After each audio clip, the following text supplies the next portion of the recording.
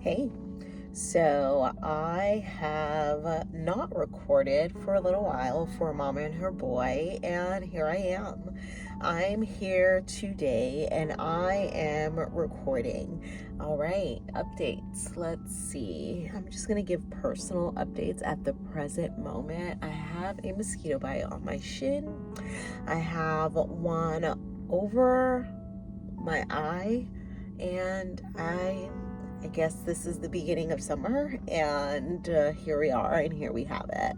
Let's see what other update. Hey, I'm coming on without makeup, or getting on this video without makeup, very minimal attire and things of that sort, because sometimes you should do that, right? So very minimal makeup, maybe a little bit of concealer, drew in a little bit of eyeliner, eyebrows, and a little bit of lip liner. So here I am on here, and I wanted to encourage you, right?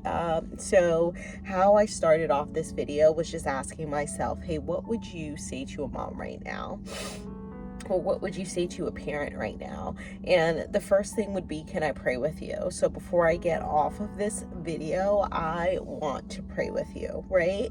And that would be the first thing. I think sometimes we overlook prayer for the sake of knowing that what our kids need, we have.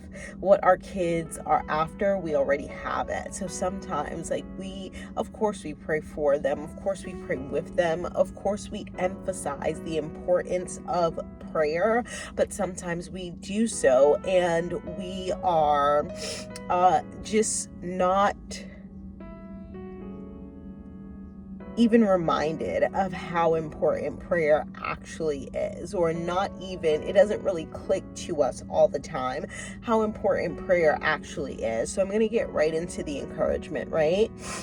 So here is yours and my reminder that my child and that your children or your child as well were given to us by God. Sometimes we can definitely take ownership because we raise that child. That's our child. We know them and they know us, and we have raised them, we have bred them, we have given ourselves to them, and vice versa. We know the sacrifices, or some sacrifices that we make in order to have that child, or in order to have those children, for whomever may have children on this video. And sometimes by knowing that, we take full-on ownership of that child, and we're like, hey, that's my child. But I want to remind you, just like I'm reminding myself, that that child was God's before that child belonged to you. That child was God's before that child belonged to me. Make no mistake, we are completely responsible for that child. We are completely the ones that hold that child near and dear, and we are completely responsible for helping that child navigate life and helping them get into that right direction, or the direction that God has for their life. I say all of that to say that we are absolutely responsible for our kids, or our children, or our child. In my case, it is one child here on this earth. I say all of that to say that we are, of course, responsible for them. But what if, with that same gift that God gave us, our children or our child, we gave them back to him? I was just reminded of that this week. It's just a reminder of, like, shifting my mind and my thoughts, because sometimes you can be like, hey, that kid belongs to me. That is my child. And with that being said, that is so true. That child is yours. That child belongs to you. But before that child belonged to you, that child belonged to God. And because that child belongs to God, there is a different weight on that. There's a different level of authority that rests on that child belonging to God. I will give another example. When we are praying and we are praying. Sometimes we're praying because God, I have given regarding this child, and God, I have worked, I have sacrificed, I have done this, I have done that. God, honor my work. Aren't we praying those prayers when we ask for God or for everything to work together for our child or children? Aren't we praying those prayers like, God, do it for me because I am honoring you with what I have done. Do it for me. Do it because I need to look good.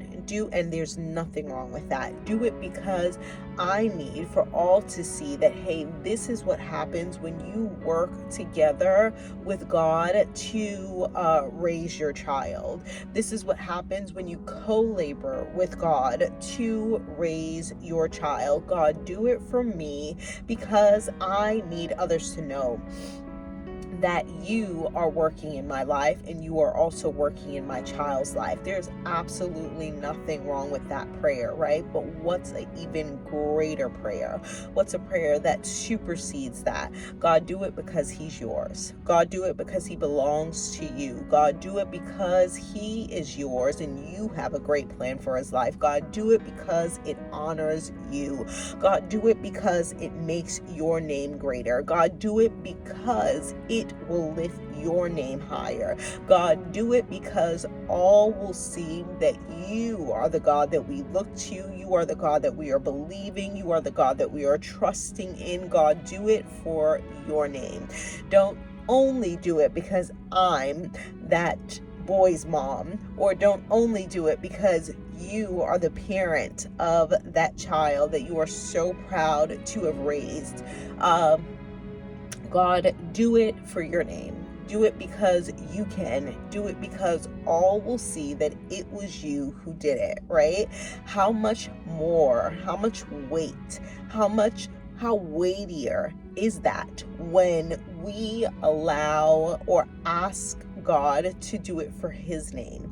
God, do it to make yourself proud, right? So I know sometimes we can look at the word selfish and we can look at the words jealous and we can say, like, those aren't great words, right? But God is a jealous God, right? And our children absolutely belong to him first. They belong to him first, and because they belong to him first, whenever we're asking him to do something in your child's life, my child's life, it's always good to ask him to do it for himself. Do it because he'll look good. Do it because it makes and represents him in a better way. God, do it because it is your name that we bear. It is your name that we hold on high. It is your name that we raise above everything. God, do it because it's your name. So that's just a reminder that God will do it because it's your name, but he'll do it even greater when it's his own name. When it's his own name that he is representing, when it's his own name that he is honoring, when it is his own name that he is upholding, his own honor, his own character. And then you go on to say, hey, God, do it because, and so that they'll know that it was you all along. And in that, I want to remind you to also pray the prayer that your child would come to revelation or understanding of who God is for themselves as well. Like, in spite of us wanting to look good and wanting God to come through for us so that our faith is proven pure, so that our faith is proven right, or so that our faith is actually proven through his answer, we also want our kids' faith to actually be grown, for our child's or children's faith to actually be established. And God can do that through good things. He can do that through things that we'd rather not. And God can build our child's faith. I want to remind you of that God is not only building our faith when we pray for our child, but he can also build our child's faith so that our child will know that God is real for themselves, and because they experienced him for themselves as well. Praying that your child, as well as my child, experiences God in the most amazing way. I am also praying for the mom who feels like she's failed. I'm praying for the mom who feels like she's probably failed herself, maybe failed God, maybe failed her child or children. I want to remind you that if you keep going, not persisting in the wrong way, not persisting in the way that got you there to begin with, but if you keep going and if you make a shift wherever there needs to be shifts, or if you change what needs to be changed, but you keep going and you keep pursuing God and his direction and guidance regarding your child, God can shift anything. God can change anything, and he can make everything the way that it ought to be and the way that it should have been all along for you, for your child, and for your children. I want to pray with you and to remind you that there is nothing that you have done or nothing that you know where you'll go that God cannot come to the rescue. He is the God of heaven and earth. He is the God that set everything into motion, and because he's the one that has set everything into motion, he's the one that can pause, can play, can rewrite, can retake, can do whatever needs to be done so that all of it works together for your good and works together for his purposes. So his purposes and his plans are something that you should always be reminded that it is not to harm you or your child. It is to give you a future, and it is to give you a hope. All right. So as elementary as that may sound, as simple as that may be, it is necessary. It is essential in our faith to understand that God's plan for us is good, not to harm us, but to prosper us, to give us a hope and a future. All right. We'll be seeing you again very soon because we have updates and news to report.